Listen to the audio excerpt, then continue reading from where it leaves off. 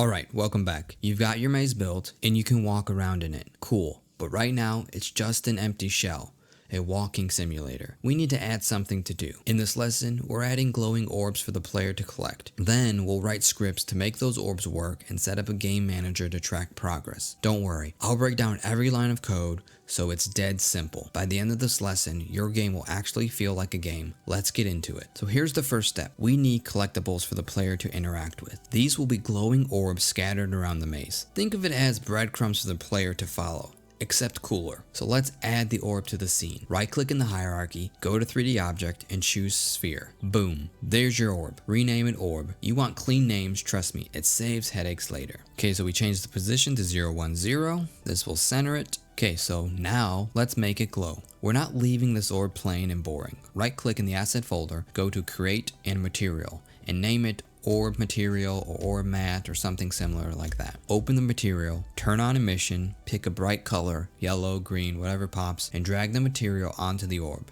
Done. Now it looks awesome. Feel free to adjust and tweak the colors and the parameters of the emission or other parts of the material. You're not going to break it, so just go ahead and mess around with it as long as you want. So let's add a trigger. A trigger is like the collider. It is a collider, but we're going to take off the collision aspect of it and we're going to turn it into a trigger, an empty volume. And this is so when the player walks through the trigger volume, it will send an event telling Unity that the player has walked into this object and do something. So here's the deal. We want the player to interact with the orb, but we don't want it to block movement. So add a box collider to the orb. So go to the orbs inspector, add click component at the bottom, search for box collider and add it. Then check is trigger. So now we're going to save this as a prefab. And if I didn't explain it earlier, prefabs are just objects that can be used over and over throughout the game. You don't have to adjust them or recreate them every time you use it. You can edit them and you can adjust them, but if you do, it will adjust all the other objects that were created by that prefab. Back to the prefab. We're going to save this orb as a prefab. Drag the orb from the hierarchy into your assets folder. Why? So work smarter, not harder. Now we want to create the scripts in the script folder. So first thing we want to do in your asset folder is right click and create a new folder. Name it scripts. This is where we're going to put all the scripts. Time to code. This script is going to handle what happens when the player collects an orb. It'll make the orb disappear and notify the game manager. Don't panic, I'll walk you through every line. Double click into your scripts folder, right click and select create and then C# script and name it orb or orb script or something like that. Open it up and here we go. And once you name it, don't change the name because it will break the script. So as I write the script, pay attention, feel free to pause, rewind. I'll explain what each line does and why it's important. So once you have the script, double click it and Visual Studio Code or VS Code will open up directly to that script. Okay, so to start, as you can see, there's already some filler content in there. Some of it we're going to use and some of it we're going to delete. So using Unity Engine, Unity is like a toolbox. This line makes sure we have all the tools we need. Game objects, colliders, physics, you name it. So public class orb, mono behavior. Every orb will follow this code. It's like their rule book. If you want orbs to do something, this is where you write it. First thing we're going to type out is void on trigger enter, parentheses, collider, other. Then we're going to enter down and use a bracket, a squiggly bracket, and inside the bracket we're going to type an if statement. The if statement is going to be if, parentheses, other dot compare tag, and then player. This is basically just a check. Is the thing entering the collider a player? Then inside the if statement, we're going to write GameManager.instance.collectOrb. So this means if yes, if the if statement is true, tell the game manager to count it as collected. If it's not true, this code won't run. Then after the GameManager.instance.collectOrb, underneath, we're going to write destroy, parentheses, game object. Make sure you're ending all your lines as you see above with semicolons. The destroy object is what it sounds like. It then destroys the orb and it disappears from the maze. So on trigger enter, this is a built-in Unity method. When something enters the orb's trigger zone, this code fires. So the if statement, we're checking if the thing that entered the trigger is tagged a player.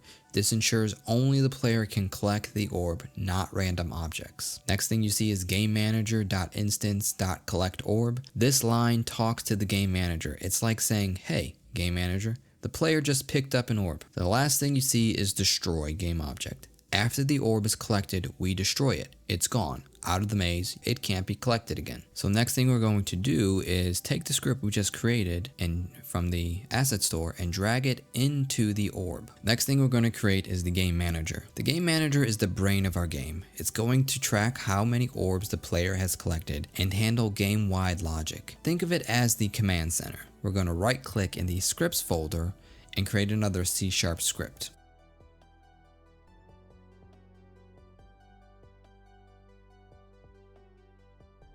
So open that up. Okay, so first thing we're going to type out is public static game manager instance. This creates a singleton so other scripts can access this game manager. Then private under that, type private int collected orbs equals 0. This tracks how many orbs the player has collected. Then under that, type public int total orbs, which equals 15. It's the total number of orbs in the maze. You can set this in the Unity editor later. Okay, so next thing we want to create is the awake method. So we do void awake parentheses, space, and then squiggly brackets. And inside the squiggly brackets, you're going to use instance equals this. Don't forget your semicolons. Under that, we're going to create collect orbs. So write public void collect orb parentheses, and then under that, do an enter and do a squiggly bracket. Inside the squiggly bracket, we're going to do collected orbs plus plus. This increases the count by 1. And we're going to add a little log to see if it's working. So, for testing wise. So you're going to write under collected orbs plus plus, write debug.log parentheses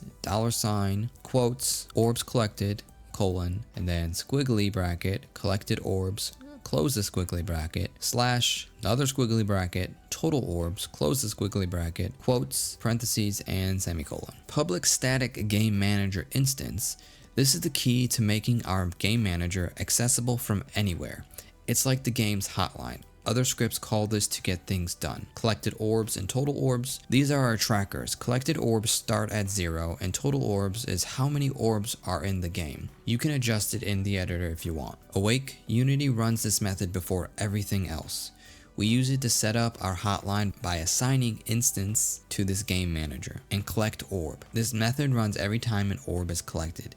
It updates the count and logs the player's progress to the console. So now we're going to go back into the Unity editor and we're going to create a game object manager. This is just going to be an empty object that we put scripts in and maybe some other things. So now we can drag the game manager script into the newly created game manager object. Okay, so as you can see, when we drag the game manager script into the game manager, the total number of orbs is populated there and you can adjust the value. So now we can place a few more orbs, prefab orbs, into the level and do some testing. You don't need a lot for this. It's just basic testing, basic functionality to see if it's working. And I would suggest more than one because you don't want to test collect one orb and you can't collect two. You'll never know with only collecting one. So we hit play, we move forward, and the orb is not being collected. Why is that? Okay, so the reason for this, I'm going to keep in some errors, some issues, some bugs in the game so you can learn how to debug them. The reason why the orb is not being collected, the sphere collider that is already on the orb that came with it is still activated, so we are bumping into it. Another reason is the script is not on all the prefabs. The script is only on one of them, and we didn't update all of them. Since we created a prefab and we added a script to an in-game object, an in-game prefab, we need to update that prefab. And when you update it, it sends it to the original prefab and then updates all the other ones. So you can see we uncheck the sphere collider. There's two ways to update it. You can go to the top of any object that's part of the prefab and go to the overrides under the prefab name and hit update. Or you can open up the original prefab and just drag the script into that, and that will update all the other prefabs that are in scene. So now the orbs can be collected. It's that simple. Our game is moving along. Our game is basically there. There's a few minor details we have to do, but the main part of the game is there. So all right, that's collectibles and core tracking done. Next, we'll add an exit to the maze and finish the gameplay loop with an end screen. Don't forget to save your work, and I'll see you in lesson 3. We're going to make it all come together with an exit and some win conditions. Let's go.